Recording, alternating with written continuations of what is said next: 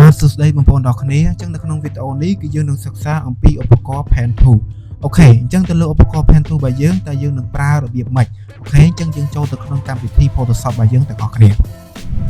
អូខេឥឡូវនេះខ្ញុំបានចូលមកដល់ក្នុងកម្មវិធី Photoshop ហើយបន្តទៀតយើងមកមើលទៅលើអីគេឧបករណ៍ Pen Tool របស់យើងអញ្ចឹងមើលតើតើទៅលើឧបករណ៍ Pen Tool របស់យើងនៅត្រង់នេះអូខេនៅបន្ទាប់ពីអីគេឧបករណ៍ Eraser Tool របស់យើងអូខេនៅក្រោមនឹងឯងអូខេអញ្ចឹងទៅលើឧបករណ៍ Pen Tool របស់យើងមានប្រមាណមានបាន1 2 3 4 5 6 7អូខេឧបករណ៍ទី1 Pen Tool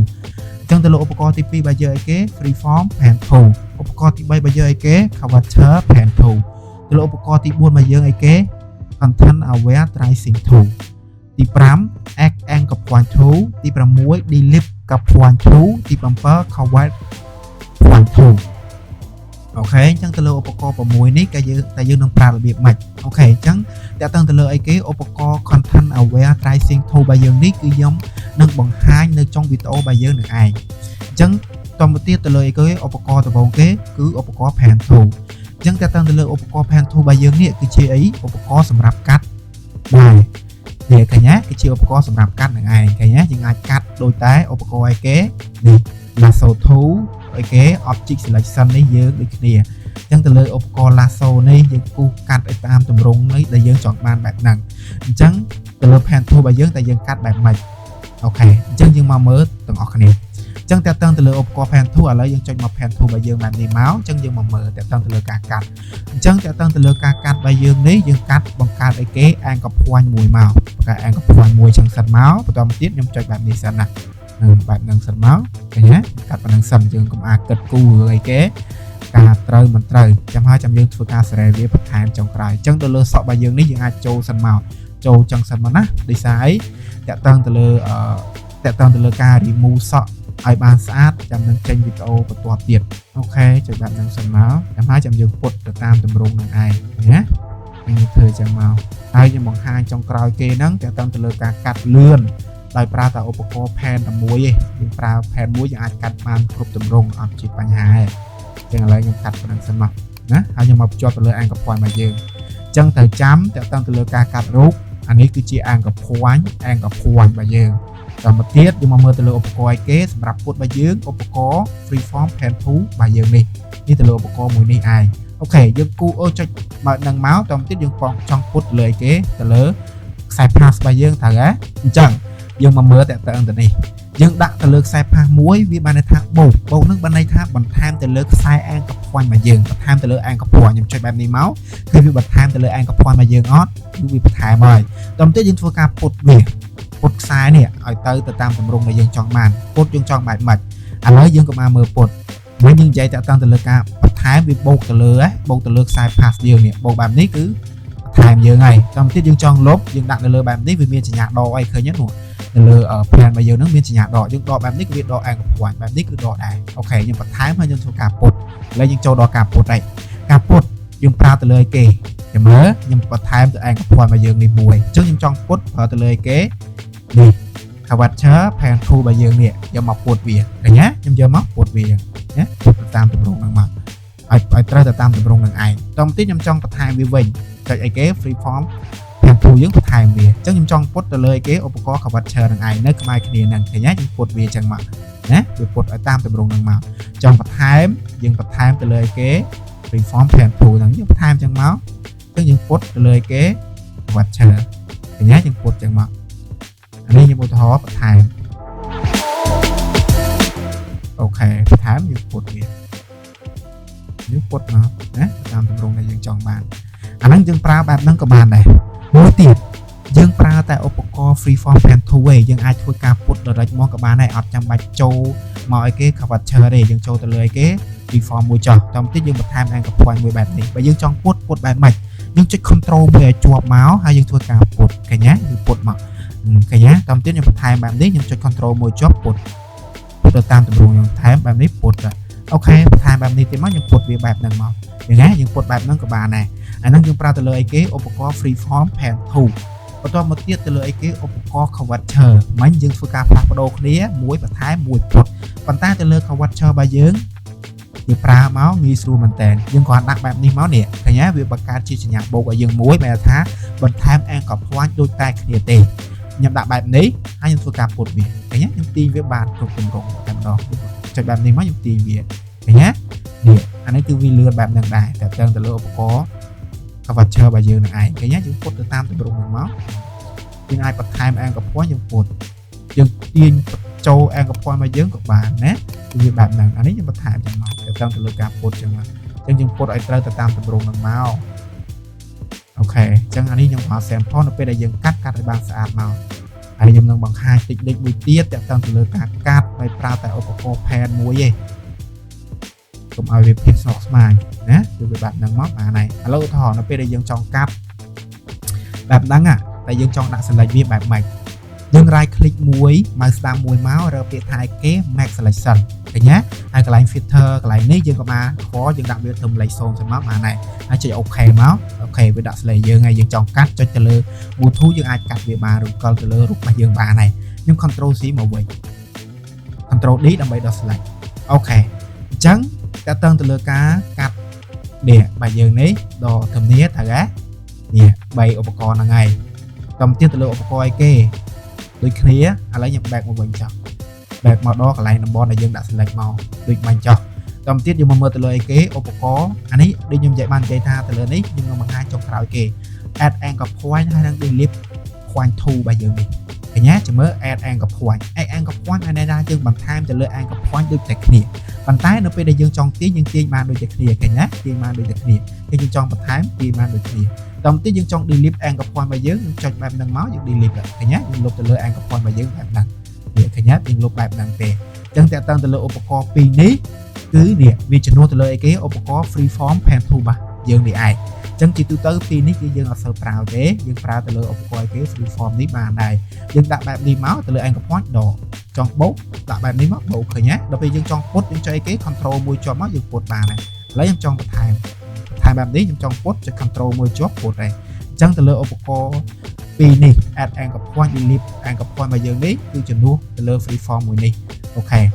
ញ្ចឹងយើងប៉ុណ្ណឹងអូខេតាមទៀតយើងចង់កាត់អីគេ right click ដាក់ max selection យើងកាត់សូមមកដាក់ select យើងកាត់បានហើយឬក៏បានហើយ back វិញមកមួយទៀតយើងអត់ចាំបាច់បែបហ្នឹងទេយើង control enter ដាក់ select យើងអាចកាត់បានដូចគ្នាចូលនេះមកយើងអាចកាត់បានដូចគ្នា back វិញ control D ដាក់ select អូខេអញ្ចឹងមិញខ្ញុំនឹងថាប្រាប់ថាអីគេយើងនឹងបង្ហាញតទៅលើការកាត់ទី2ដោយប្រើតែឧបករណ៍ pen ទេអត់ចាំបាច់ប្រើឧបករណ៍ច្រើនទេអញ្ចឹងយើងប្រើបែបម៉េចអូខេអញ្ចឹងខ្ញុំធ្វើការបរិយាឲ្យធំបែបនេះតិចមកតទៅទៀតខ្ញុំធ្វើការបង្កើត anchor point មួយតែចាំទៅលើចុចនេះគឺជា anchor point តទៅទៀតខ្ញុំធ្វើការបង្កើត anchor point មួយទៀតបែបវិញខ្ញុំធ្វើការបង្កើត anchor point មួយទៀតប៉ុន្តែយើងកុំអាបលែងម៉ៅរបស់យើងធ្វើការទាញវាពុតចេះតែញ៉ាយើងពុតទៅតាមទម្រង់ហ្នឹងសិនមកនេះពុតឲ្យត្រូវទៅតាមទម្រង់ហ្នឹងដល់ពេលយើងពុតហើយចាំយើងប្រឡែងហើយយើងមកមើលទៅលើអីគេខ្សែពីរនេះខ្សែ handle គេហៅថាខ្សែ handle នេះតាមនេះគឺជាខ្សែ handle របស់យើងឃើញទេយើងអាចធ្វើការទាញបន្ថែមបន្ថយបានទៀតយើងចុចអីគេ control មកយើងអាចទាញពុតបានទៀតឃើញទេគឺបែបហ្នឹងងាយស្រួលបែបហ្នឹងអញ្ចឹងយើងព្យាយាមចាំ shortcut key ឲ្យបានច្រើនតាក់ទងទៅលើត្រង់នេះយើងចង់ពុតនេះចង់ពុតយើងអាចពុតទៅលើអីគេខ្សែ handle របស់យើងហ្នឹងចុច control មកយើងពុតបានហើយហ្នឹងគឺបែបហ្នឹងបន្តទៀតយើងធ្វើការបណ្ដាច់ទៅលើគេខ្សែ handle របស់យើងនេះអញ្ចឹងបណ្ដាច់យើងធ្វើបែបម៉េចយើងចុច Alt មួយឲ្យជាប់ហើយយើងចុចទៅលើ anchor point មួយហ្នឹងមកគឺវានឹងដាច់ទៅលើខ្សែ handle របស់យើងហើយបន្តទៀតយើងធ្វើការពុតបន្តទៀតអញ្ចឹងខ្ញុំដាក់ពីធំនេះចុះយើងពុតបែបហ្នឹងមកឃើញទេយើងពុតបែបហ្នឹងមកយើងអាចពុតបានអញ្ចឹងបើយើងចង់សេរីបន្ថែមទៀតយើងសេរីចុច control មួយចុចយើងពុតតាមទម្រង់ហ្នឹងមកយើងចុចអីគេAlt មួយចុចដើម្បីបណ្ដាច់ទៅលើខ្សែ handle អញ្ចឹងយើងពុតប៉ុណ្ណឹងមកណាឲ្យវាចូលខ្លះអត់អីទេនៅពេលដែលយើងកាត់បានស្អាតមកនេះក៏ជាឧទាហរណ៍ទេនេះទៅបន្ថែមបែបនេះយើងពុតអញ្ចឹងជុំកុំអាបលែងម៉ៅយើងចុចបែបហ្នឹងហើយចុចឲ្យជាប់ម៉ៅឆ្វេងមកយើងហ្នឹងចុចឲ្យជាប់យើងអូខ្សែយើងចង់ទាញទៅណាក៏បានហើយនេះឃើញទេលើខ្សែ handle របស់យើងហ្នឹងយើងចុចបែបហ្នឹងមកបណ្ដាច់ទៅលើអីគេខ្សែ handle របស់យើងអញ្ចឹងយើងពុតមកនេះទៅតាមទម្រង់ហ្នឹងមកបណ្ដាច់ទៅលើខ្សែ handle ឃើញទេគឺវាងាយស្រួលមែនតើអត់ចាំបាច់មកសេរីវាទេបែបហ្នឹងមកនេះយើងពុតទៅតាមទម្រង់ហ្នឹងមកអញ្ចឹងបើជ្រុលបែបនេះយើង scale វាតូចមកហើយយើងពុតវាបន្ថែមទៀតនេះយើងអាចបន្ថែមបន្ថយបានបណ្ដាច់ទៅលើ handle មួយយើងចុច control មួយចុចយើងពុតវាបានអញ្ចឹងប៉ុណ្ណឹងចុះដូចនេះយើងពុតអញ្ចឹងមកនេះបណ្ដាច់ទៅលើខ្សែ handle ឃើញទេយើងពុតមកបណ្ដាច់ទៅលើខ្សែ handle បែបហ្នឹងមកឃើញគឺវាងាយស្រួលបែបហ្នឹង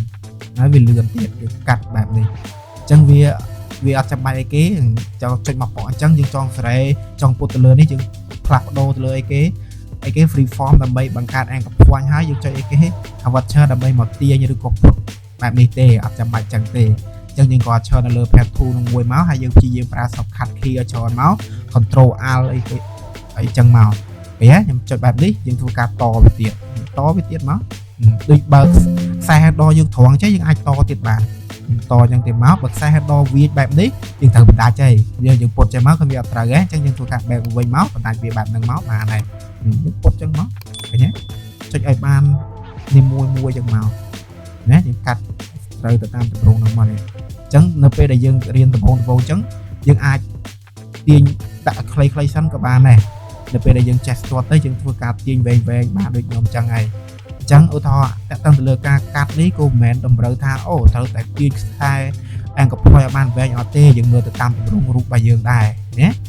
តាមទម្រង់រូបដែរនេះប៉ុណ្ណឹងមកដូចនេះខ្ញុំចង់វែងដល់លើនេះយើងចុចបែបហ្នឹងមកនេះគឺពុតបែបនេះឃើញទេយើងមើលទៅតាមទម្រង់រូបបែបហ្នឹងហើយយើងកាត់វាមកនេះឥឡូវយើងកាត់មួយមកនេះដូចបែបនេះយើងអាចទាញវែងកាត់ទេបើយើងទាញអត់ដែរគឺយើងពុតត្រូវអត់ត្រូវទេអញ្ចឹងយើងដាក់ធំហ្នឹងមកពុតមកនេះណាបែបហ្នឹងមកហើយយើងមកដល់លើនេះអូខេយើងពុតបែបហ្នឹងមកអញ្ចឹងនេះក៏យើងអាចវែងបានចាស់ដែរយើងអាចចូលដៃខ្លះទៅអត់អីទេនេះក៏ជា sample នៅពេលដែលយើងកាត់យើងរៀនកាត់ឲ្យបានស្អាតមកដូចជាសក់ត្រង់នេះអីយើងចូលសិនមកណាចាំវីដេអូបន្ទាប់យើងនឹងរៀនលម្អិតអំពីការ remove សក់របស់យើងនឹងឯងខ្ញុំបដាច់ប៉ុណ្្នឹងមកចឹងប៉ុណ្្នឹងសិនមកនេះខ្ញុំបដាច់ទេខ្ញុំគឺបែបហ្នឹងមកណាយ៉ាចឹងនេះខ្ញុំបដាច់ចុះឬក៏រំកល់ទៅលើ handle anchor point របស់យើងមកយើងពុតបន្ថែមទៀតបែបហ្នឹងមកឃើញទេControl C ដើម្បី back វិញចូល pan tool របស់យើងបដាច់ទៅលើ anchor point យើងពុតទៅតាមនេះទៅមកណាពុតចឹងសិនមកអីទេតែតាមលើសក់ក្បាលរបស់យើងចឹងយើងនឹងវីដេអូបន្ទាប់យើងនឹងលម្អិតទៅតាមលើការ review សក់ដែលមានភាពស្មុគស្មាញបែបហ្នឹងណាពុតចឹងមកយើងពុតឲ្យបានស្អាតទៅតាមទម្រង់របស់នេះនេះយើងបែកប៉ុណ្ណេះមកយើងពុតឲ្យត្រូវតាមណាមកបដាច់លើ anchor point ខ្សែ header យើងមក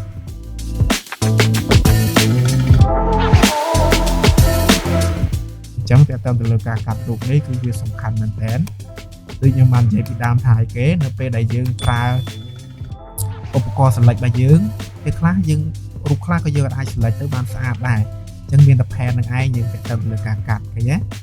ប៉ុណ្ណឹងមកហើយយើងចូលទីមក control មួយជាប់មកពុតទៅតាមទម្រង់មកនេះអាណាត្រូវអាចទាញវែងបានយើងទាញទៅព្រោះនឹងជាក់ស្ដែងទៅតាមរូបរបស់យើងទេបន្តការកាត់បែបនេះយើងត្រូវប្រើពេលបន្តិចដើម្បីកាត់រូបឲ្យបានស្អាតបើយើងអត់អំណត់ចិត្តទេយើងកាត់រូបឲ្យបានស្អាតទេអញ្ចឹងការកាត់រូបមួយគឺសំខាន់មែនតើបើយើងកាត់ឲ្យបានស្អាតក៏វាពិបាកក្នុងការ design យ៉ាងឯងវាការ design ទៅវាអត់ស្អាតអីចឹងទៅទៅនឹងការកាត់រូបយើងពុតទៅតាមទម្រង់ហ្នឹងមកឲ្យបានស្អាតមកអានេះយើងអាចទាញទៅលើអីគេខ្សែ handle មកក្រោមតិចមកយើងពុតទៀតមកចុច control មួយជាប់មកយើងបកលទៅលើអីគេ handle anchor point របស់យើងហ្នឹងណាតែទៅលើ handle របស់យើងហើយមួយជាប់មកបដាច់បានអានេះយើងអាចចូលខ្លាយខ្លាំងមកអត់អីទេចឹងការកាត់មិនមែនលាទេយើងមើលថាកន្លែងណាត្រូវចូលទៅព្រោះអីនៅពេលដែលយើងកាត់មកឃើញ Control C back វិញមកចូល pan កន្លែងនេះយើងដាក់វែងបែបនេះមកពុតតែឃើញត្រូវតាមទម្រង់ខ្ញុំអាចទាញឲ្យវែងបែបនេះទៀតមកចុចខ្សែ handle យើងទាញមកពុតត្រូវទៀតនេះនេះអីនេះឃើញណាពុតចឹងមកឃើញណាកាត់ឲ្យបានច្រើនទៅយើងស្ទាត់អីនៅពេលហ្នឹងណា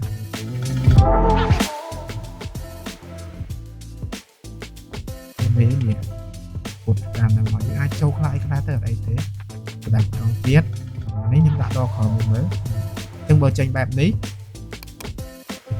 Control C មកយើងពុតម្ដងទៀតយើងពុតឲ្យត្រូវចឹងមកណា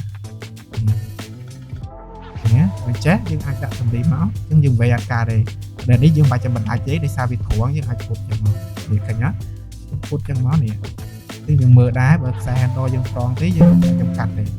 thì cả nhá mình cạnh đi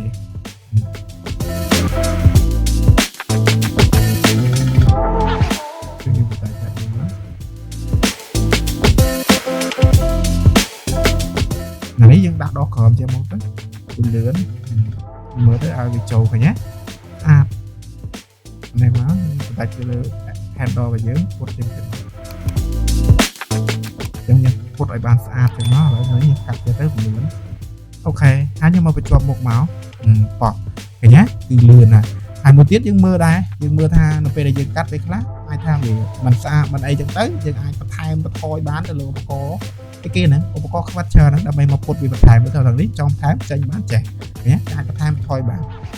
nhưng bây giờ bán cắt bằng xa thái rồi đây chân được về đây dừng cắt lúc dừng chi diêm cắt muối ở đằng muối ở bàn xa màu thì thường đi được về đây dừng cắt thế này giờ toàn sát nhưng cái ai gặp con muối dừng cột chân nó này cái nhé thì ai sẽ chẳng màu đây tết đã tăng từ lời cả rung chân dùng chi diêm thua về bàn tràn cắt về bàn tràn nó dừng dỗ cho bà hơi ok chân p cắt hai bạn đấy dừng phải kế đã select viên thằng ót nhưng đã click lên về muối nhưng cho Việt Nam make selection bây giờ đấy hay nhưng cho ok mất cái việc đã select những ngày bây giờ chạy là đài trắng bạn với control enter của việc đã select giống đôi kia rồi nó lại nè ok nó bây giờ dương trong cắt dương cho cái mũ thú rồi coi dùng cho trả lời cái sọc hạt khí sầu vì máu cứ bà này đã lấy những bậc cắt này kế tụm rung mày chờ hai nhầm chi rung nó giờ tập đạn bạn đi chờ nhá nhầm chi nhầm đạn mà ok bạn nắng hai những phương ca scale về tối đâm bay ấy scale về nè scale về tối bạn nắng máu nhé chân những cặp rụt muối ban dạng sạch không này ok chân anh ấy dương cho từ lượt sai ruler và dương chọn đọc với những cái chỉnh control chỉnh pi móc và này chân những cặp rụt bàn muối ấy sạch đấy thằng ớt nhưng trâu với ok nhưng tiết nhưng mà mơ thằng đấy chắc nó bây giờ trong đã select nhưng mà lại click cái con châu pen mà sân máu nó bây giờ trong đã select bài dưới cái tên lời kì back sân máu để nhưng mà mơ từ lời kế make selection này sẽ nhấp đã select ai ta tên từ lời thằng này nhưng mà đặt xấu mình đặt viết thầm rồi qua hai sao bay tới ở đó auto thay nhận đặt viết thầm mà thấy có sam sập cho hai em chơi ok bớ nhé đặt select dừng hai em sẽ cắt rụt nữa nhưng mơ từ lừa rụt bài dưỡng nó bây giờ đã chừng luôn bài nó cứ việc lỡ từ lỡ rụt bây giờ bàn cạn điện kèm năng cái nhé chân còn lại ní nhưng ai thua mà đặc biệt là dương chọn ai kem rụt bài dưỡng mưa tới khơi cắt nhưng ai thua cả đặt phần lờ bàn năng máu tại tầng này cái đặt lừa phiệt thờ năng nhận bàn với đặt ấy cái đặt đi máu đặt phiệt thờ bàn năng máu lớn đã hạt sập cả na những bạn chớm công việc phần lờ cả là không lằng đài cái mùi thú những cắt nó thấy như phần lờ nhé chân cái bài này cho những ai thua ca bật tham bật thôi để tam lại lên co từ tam cái càng nghe đại dương mặt phương nè tạm đồng tiền mới phải sẵn đã viêm rồi mới đấy việc lơ đi cái gì nhưng mà mới từ lơ cái nhắc thì bạn nè ok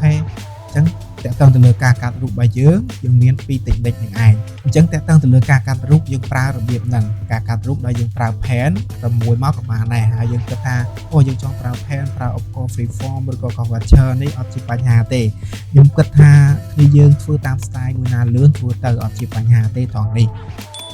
ok chẳng tẹt tăng từ lơ ca cắt rụt bài dưỡng khi dương cắt pra từ lơ opco pen thuốc khi mà bằng hà nhảy và cho một tiết từ lơ opco ai kế pen thu đòn đài và tay dương phơi viết chia từng rong xẹp rồi có khu viết chia từng rong element mùi nhưng cho một cái này thì mảnh máu nhưng pra từ lơ opco pen thu với kia bàn tay cho mà mơ từ lơ ai kế option thành lơ bài dương nè cái nhá mình ní dương cho chia kế từng rong xẹp ha chẳng tẹt tăng từ lơ từng rong xẹp ha bài dương anh thay kế dương cắt từ lơ rút thiệt bàn tay bài dương trong khu viết chia từng rong element xem rồi có chia từng rong xẹp xem trong bàn mạch dương cho viết chia từng rong xẹp màu cái nhá dương cho chia từng rong xẹp anh đã viết bọc màu dần màu cái nhá chân đặt bài điện bài đấy hay nhầm cột bị bài điện một bài nâng máu hay nhầm bật đại trả lời kế ăn của bài giờ đấy nhầm cột một khổ còn bài điện máu nhá cái bài nặng thì chắc nhưng ban chưa từng rung xẹp mùi gì còn nó lại nặng nhưng control enter đặt select đó control điដើម្បីđặt select mũi tiệt nhưng phở từ lớp pen ở đá hay nhầm do viết chưa từng rung xẹp còn năng thể chạm về class phải chặt cắt rung tới mình nhầm cắt ọt bán vì sao ấy nhưng pra viết chưa từng rung xẹp បើដែលយើងចង់កាត់រូបយើងដាក់វាជាអីគេខ្សែ pass មកយើងអាចកាត់រូបវាបានវិញហើយអូខេប៉ុន្តែឥឡូវនេះខ្ញុំឧទាហរណ៍តាក់ទងទៅលើគេតម្រង save ឲ្យយើងនេះអញ្ចឹងខ្ញុំបដូរពណ៌ដាក់ពណ៌ក្រហមចាស់ចុចលើនឹងមកបដូរពណ៌វាអញ្ចឹងតាក់ទងទៅលើ fear ហើយនឹង stock នេះចាំខ្ញុំលំអិតតាក់ទងទៅលើឧបករណ៍បន្ទាប់ទៀតអូខេខ្ញុំគូបែបនេះមកនេះគូប៉ុណ្ណេះមកនេះចុចបន្តិច handle មួយអូខេអញ្ចឹងយើងបានអីគេបានមួយទៀតឲ្យ control enter ដល់ select control D ខ្ញុំคลิกវាបែបនេះមកយើងទៅដូរពណ៌ដាក់ពណ៌ខ្មៅឬក៏ពណ៌អីគេខ្ញុំដាក់វានៅពីលើបែបនេះតែឃើញណាយើងបានជាប៉ុណ្ណេះហើយយើងបានប៉ុណ្ណេះអញ្ចឹងយើងអាចលេង style បានច្រើនតែទៅលើឧបករណ៍របស់យើងហ្នឹងនេះឃើញណាយើងអាចលេង style ចឹងមកនេះ control enter control D ដល់ select អញ្ចឹងលេង style បែបហ្នឹងបានណាអាចលេងតាមទម្រង់បែបម៉េចក៏បានដែរបែបនេះមកយើងមកជួបមុខ control enter control D ដល់ select បែបហ្នឹងមកហើយប៉ុន្តែមួយទៀតយើងអត់ចាំបាច់ធ្វើអញ្ចឹងទេយើងអត់ចាំបាច់ផ្លាស់ប្ដូរទេយើងប្រើជាខ្សែ pass ក៏បានដែរតែមើលតែវាបែបម៉េចអញ្ចឹងយើងមើលមួយខ្ញុំដាក់ជាអីគេខ្សែ pass ចុះតាមទៀតយើងធ្វើការបង្កើត element ដូចគ្នាតែយើងធ្វើបែបម៉េចអូខេខ្ញុំបង្កើត anchor point មួយហើយខ្ញុំមកគូបែបនេះចុះគូបែបហ្នឹងហើយខ្ញុំបន្តទៅលើគេខ្សែ handle ចុច L មួយជាប់ខ្ញុំពុតវាមកក្រោមបែបនេះមកហើយខ្ញុំដាក់ select វា make select ហ្នឹងដាក់ select វាអស់មកអូខេខ្ញុំដាក់វាទៅ0បានហើយអូខេអញ្ចឹងយើងដាក់ select ឲ្យយើងឯងត្រូវហ៎អញ្ចឹងយើងចង់ចាក់ពណ៌វាឲ្យដូចទៅលើអីគេជាទម្រង់ shape នេះតែយើងចាក់ពណ៌បែបម៉េចយើងមកមើលទៅលើពណ៌របស់យើងនេះខាងក្រោមឥឡូវកន្លែងហ្នឹងអញ្ចឹងយើងដាក់ពណ៌ខ្ញុំដូរពណ៌សិនឥឡូវខ្ញុំធ្វើការដូរពណ៌មួយខាងក្រោមនេះខ្ញុំដាក់ពណ៌ឲ្យឆ្លាស់ពីគេចុះពណ៌ Q ចុះហើយបង្កើតចុចអូខេតែចាំនៅពេលដែលយើងធ្វើបែបនេះយើងត្រូវបង្កើត layer ឲ្យវាមួយបង្កើត layer វាមួយដើម្បីចាក់ពណ៌វាហើយយើងមកមើលពណ៌របស់យើងនេះគឺពណ៌ខាងក្រោមនេះដើម្បីធ្វើការចាក់ពណ៌យើងធ្វើការដូរពណ៌នៅខាងក្រោមរបស់យើងនេះយើងមើលនៅខាងក្រោមនេះអញ្ចឹងយើងធ្វើការចាក់ពណ៌យើងចុចអីគេដូចខ្ញុំបាននិយាយអញ្ចឹងនៅពេលដែលយើងគូមកយើងត្រូវបង្កើត layer មួយចាំទៀតយើងធ្វើការចាក់ពណ៌វាឬក៏ដាក់ពណ៌វាតែចាំចុច control delete បែបនេះមកឃើញវាចាក់ពណ៌យើងណា control D ដើម្បីដល់ select បានមួយហើយចុចវាមកអូវាប៉ុណ្ណេះសិនចុះមួយទៀតដើម្បីឲ្យចាំខ្ញុំយក pen មកដដែលខ្ញុំគូសទៅតាមទម្រង់ហ្នឹងដូចមិនចុះឃើញណាខ្ញុំបាក់បែបនេះចុះហើយខ្ញុំ control enter ដើម្បីដាក់ select អញ្ចឹងខ្ញុំដូរពណ៌ខ្ញុំមកដូរពណ៌នេះសិនហើយខ្ញុំដាក់ពណ៌ឲ្យគេពណ៌ស្មើចុះចុចអូខេហើយខ្ញុំបង្កើត layer មួយហើយខ្ញុំ control D control delete ដើម្បីឲ្យគេចាក់ពណ៌មួយទៀត control delete បែបនេះមកមួយទៀតខ្ញុំធ្វើមួយទៀតដើម្បីឲ្យនេះមួយទៀតចុះយក pen មកដដែលចាក់ពណ៌ដូចមិញទៀតមកអូខេខ្ញុំមកជួបបែបនេះមកនេះពុតចឹងចុះ control enter ដាក់ select ចាក់ពណ៌មួយទៀតពណ៌ចឹងមកហើយខ្ញុំបង្កើត layer វាមួយ control delete ឃើញទេចាក់ពណ៌យើងមក control delete ដល់ select អញ្ចឹងតើតើទៅលើអីគេឧបករណ៍ pen របស់យើងនេះយើងធ្វើបានគ្រប់ទម្រង់មិនថាអីគេជាទម្រង់អីទម្រង់ shape ឬក៏យើងកាត់រូបភាពស្មុគស្មាញអីហ្នឹងគឺយើងអាចធ្វើបានទាំងអស់ចឹងតើតើទៅលើ pen របស់យើងគឺយើងធ្វើបានគ្រប់ទម្រង់នឹងឯងឧទាហរណ៍នៅពេលដែលមួយទៀតទៅលើអីគេនេះមួយចុះខ្ញុំប្រើទៅលើអីគេតាក់ទងទៅការមើលទៅលើនេះឥឡូវខ្ញុំឧទាហរណ៍ទៅមើលលើរូបនេះមួយចុះអញ្ចឹងមកមើលទៅលើរូបមួយនេះយើងធ្វើបែបម៉េចខ្ញុំទាញបែបនេះខ្ញុំដាក់ចេះចុះដើម្បីជាឧទាហរណ៍អញ្ចឹងយើងមើលទម្រង់បែបនេះយើងប្រើទៅលើអីគេឧបករណ៍ pen ឯងយកមកគឺជាទម្រង់ខ្សែshape របស់យើងហ្នឹងអញ្ចឹងយើងគូសមកអញ្ចឹងឃើញទេយើងគូសទៅតាមហ្នឹងអានេះយើងពុះទៅតាមទម្រង់ហ្នឹងមកនេះហើយខ្ញុំផ្ដាច់មកឃើញទេគឺវាងាយស្រួលបែបហ្នឹងឃើញទេគឺវាងាយស្រួលបែបហ្នឹងមកបញ្ជាប់បែបហ្នឹងមក control enter ដាក់ select ឬក៏យើងចាក់ពណ៌វាមកនេះពណ៌ក្រហម control បង្កើត layer មួយទៅបង្កើត layer មួយមក control delete ដល់ចាក់ពណ៌បានមួយទៀត control D ដល់ select ឃើញទេយើងបានមួយទៀតហើយអញ្ចឹងទៅលើ pen របស់យើងហ្នឹងគឺយើងប្រើច្រើនមែនតើដូចជាអានេះគឺយើងប្រើជា pen ដែរអានេះក៏ប្រើជា pen ដែរឃើញទេគឺបែបហ្នឹងអូខេអញ្ចឹងតើតើទៅលើ pen របស់យើងគឺយើងមានប៉ុណ្ណឹងអញ្ចឹងដែលខ្ញុំបាននិយាយថាឧបករណ៍បន្ទាប់មកទៀតតើតើទៅលើអីគេនេះតើតើទៅលើឧបករណ៍ content aware tracking tool របស់យើងចាំតិចខ្ញុំភ្លេចតែឡើងទៅលើឧបករណ៍មួយទៀតទៅលើអីគេ convert point tool របស់យើងនេះ ចឹងខ្ញុំបង្ហាញតាក់ទងទៅលើនឹងទីចោះតាក់ទងទៅលើឧបករណ៍ convert point tool របស់យើងប្រើទៅលើឧបករណ៍ pen ដូចគ្នាមកធ្វើឲ្យដាក់វាជាទម្រង់ set pass ហើយខ្ញុំគូបែបហ្នឹងមកឃើញណាចឹងទៅលើឧបករណ៍អីគេ convert point tool យើងធ្វើបែបម៉េចខ្ញុំគាត់យកឧបករណ៍ហ្នឹងមកហើយខ្ញុំចុចទៅលើ anchor point មួយនេះមកខ្ញុំចុចម៉ៅនឹងឲ្យជាប់ស្គាល់វាជាប់ហើយយើងធ្វើការទាញវាបែបនេះឃើញណា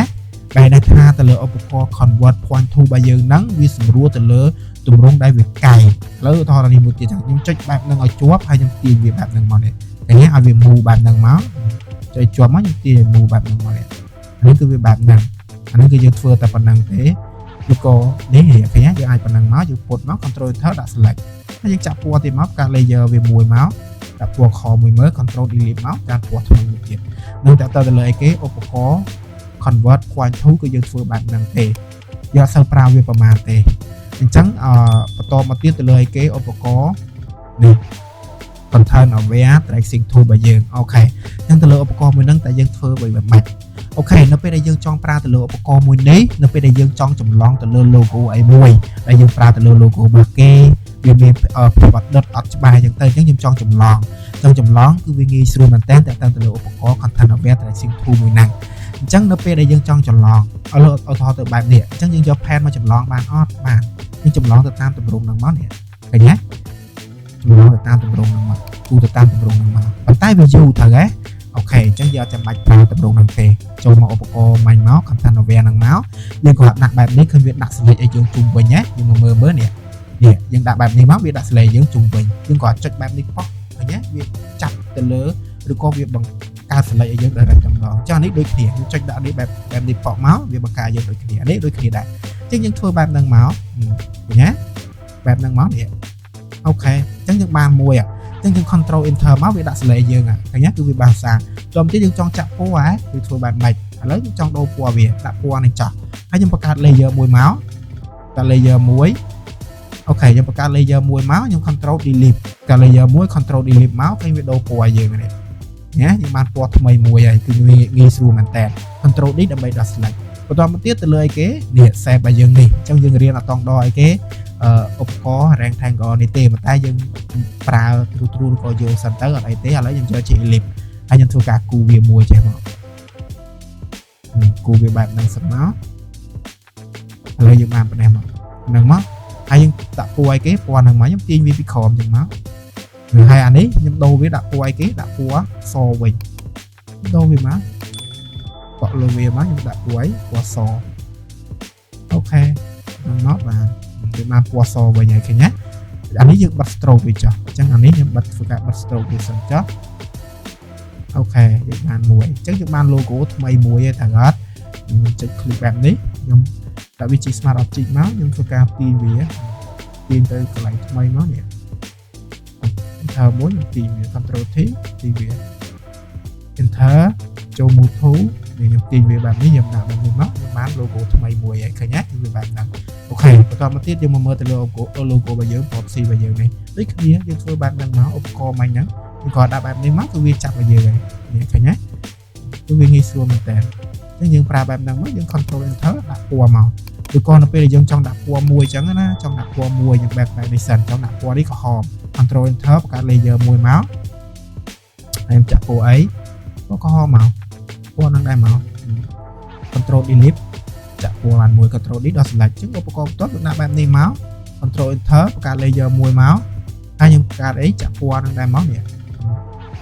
ឃើញទេ control delete ចាក់ពណ៌មួយទៀតហើយ control D ដល់ select អញ្ចឹងខ្ញុំ select ពីរហ្នឹងដាក់ចូលគ្នាមកមកវាជាលោចូល smart object មួយមក